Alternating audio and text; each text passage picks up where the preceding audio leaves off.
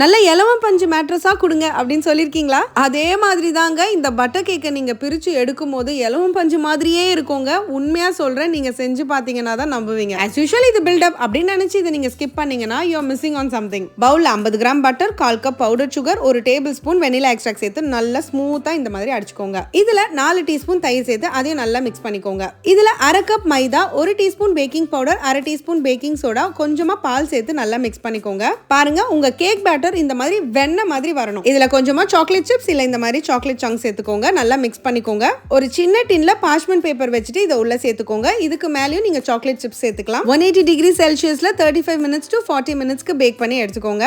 Actually இது செய்யறது ரொம்ப ஈஸிங்க. பிகினர்ஸ் கூட மிஸ்டேக்கே இல்லாம பண்ணிடுவீங்க.